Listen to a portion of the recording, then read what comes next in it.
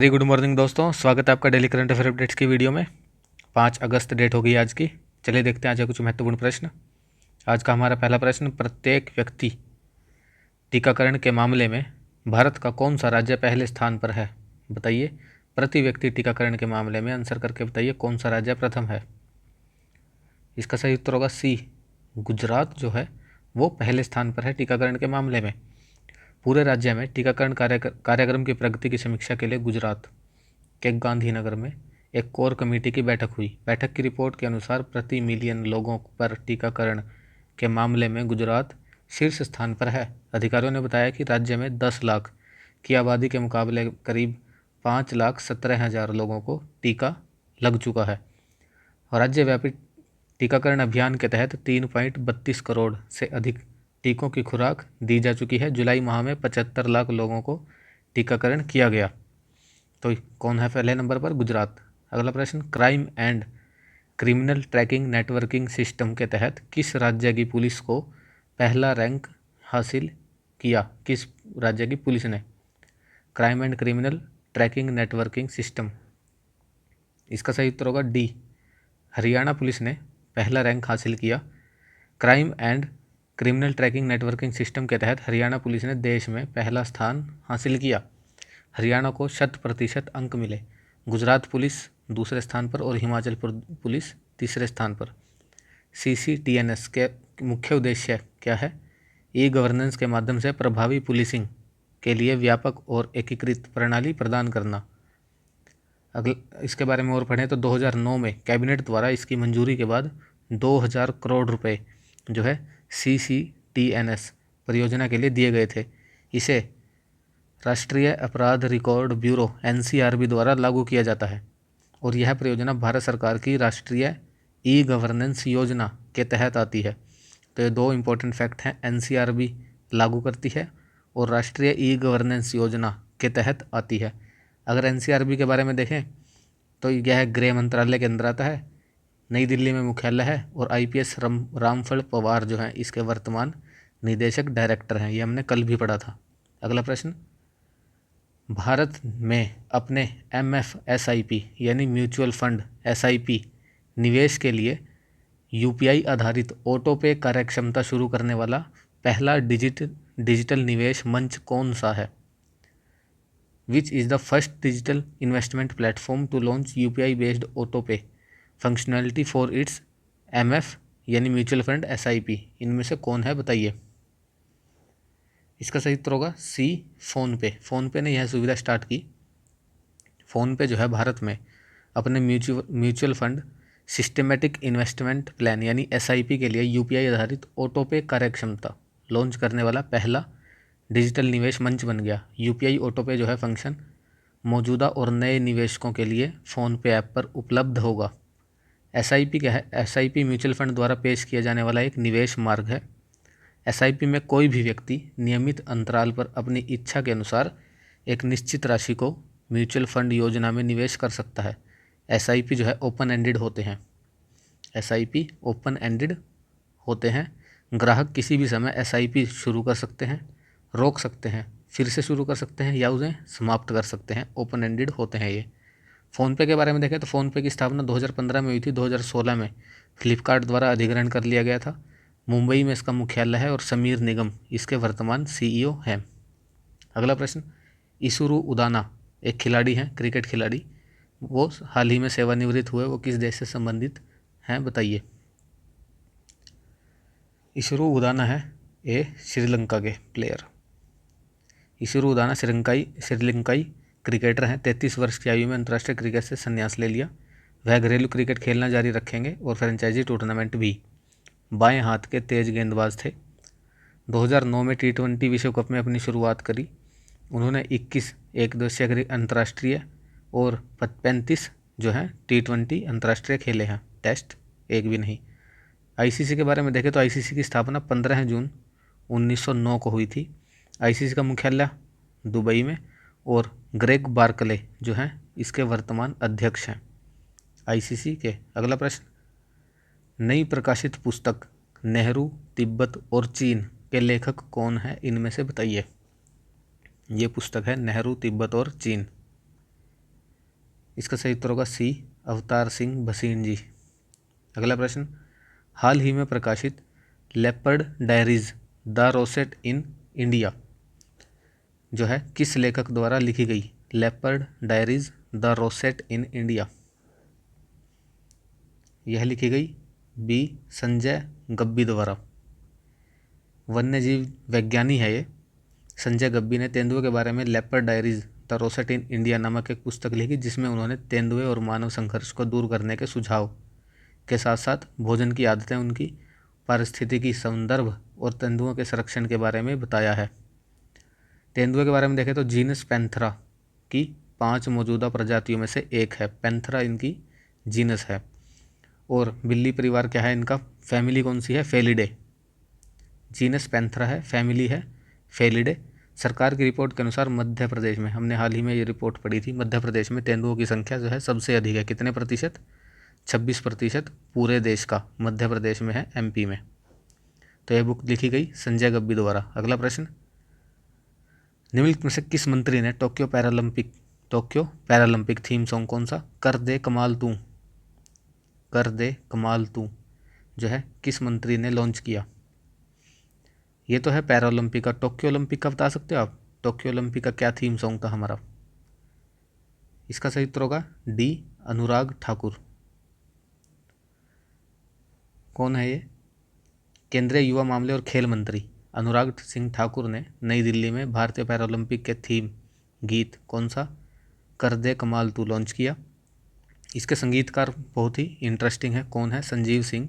और वे खुद एक दिव्यांग क्रिकेट खिलाड़ी हैं, लखनऊ से आते हैं।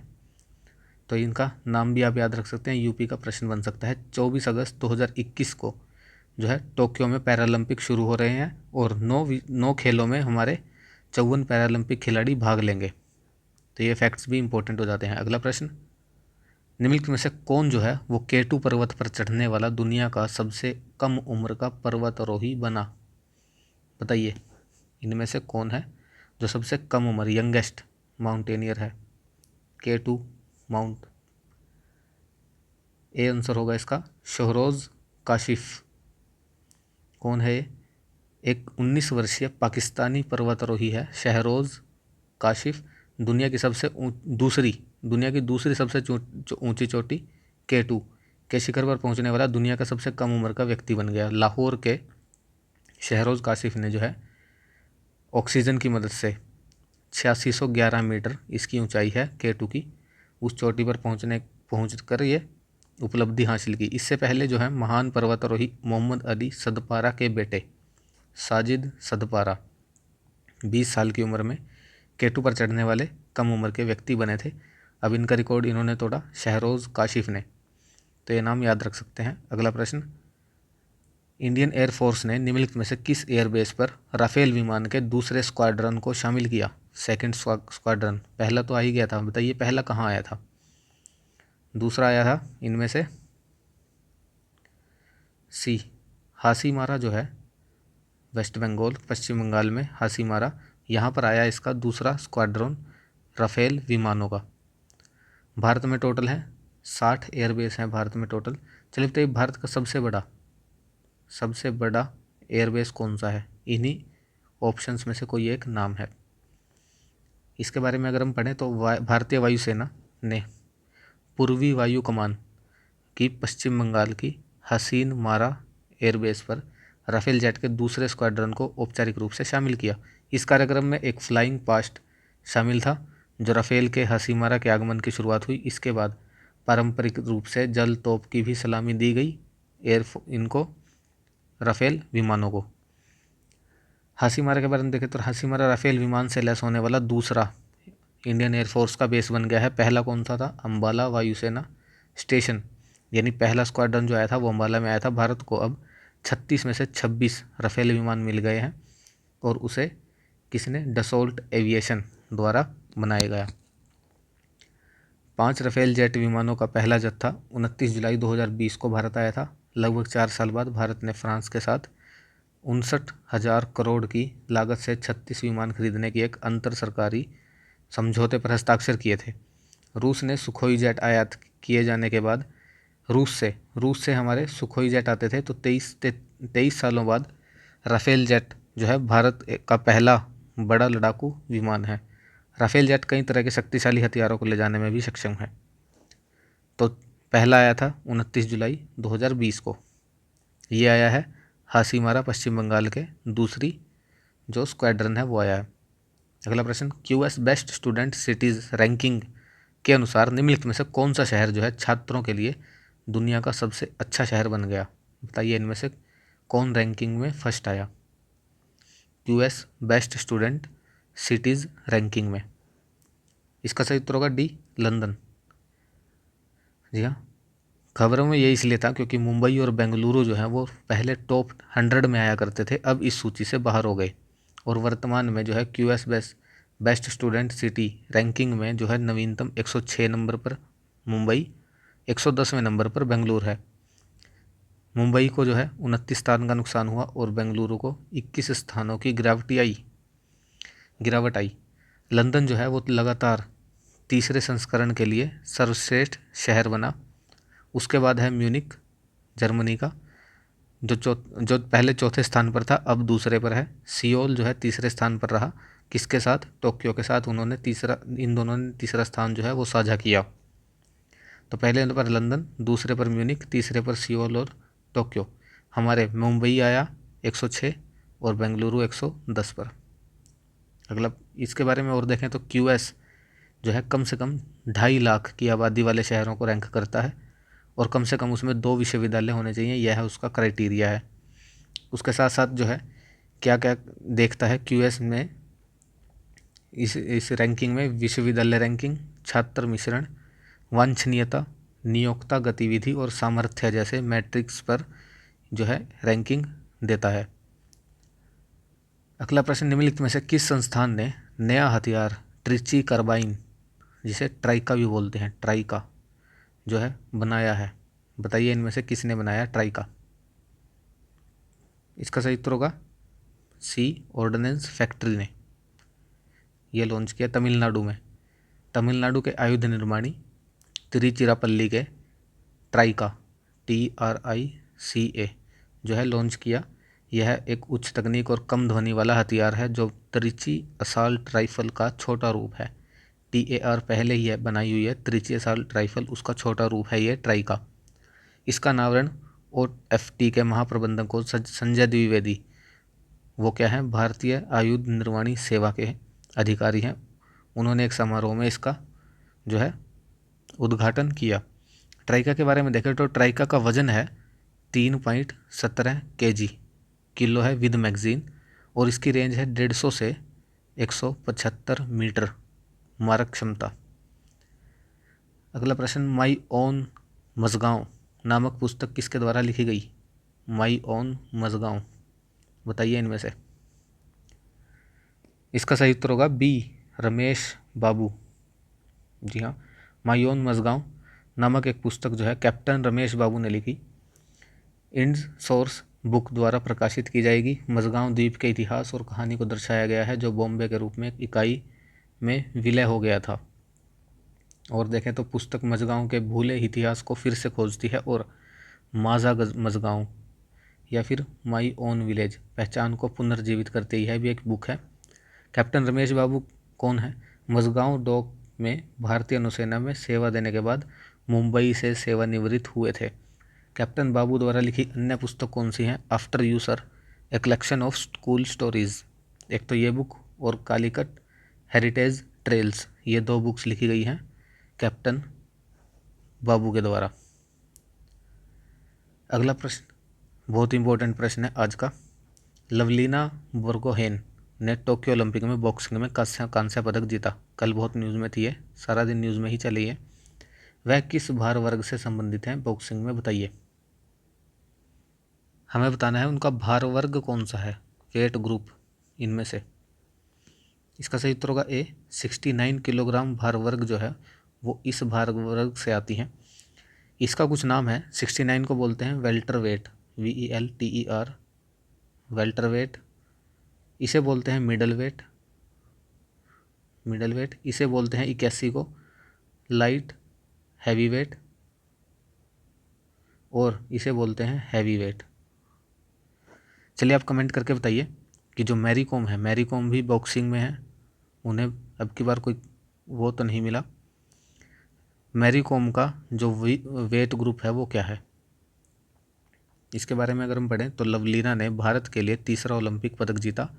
उन्होंने 4 अगस्त को 69 किलोग्राम वेल्टर वेट सेमीफाइनल में तुर्की की बुरसेनाज सुमेरमेलिनी के खिलाफ 5-0 से हारने के बाद कांस्य पदक जीता। सेमीफाइनल में हार गई वो, इसलिए कांस्य पदक जीता।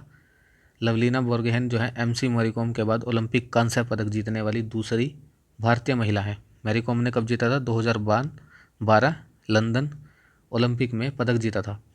लवलीना एक और उपाधि की उपलब्धि कि लवलीना जो है ओलंपिक पदक जीतने वाली पहली असमिया महिला बन गई, यानी असम से आती हैं वो। लवलीना बोर्गोहेन असम के गोलाघाट ज़िले से रहने वाली हैं। बहुत ही संघर्ष किया इस लड़की ने।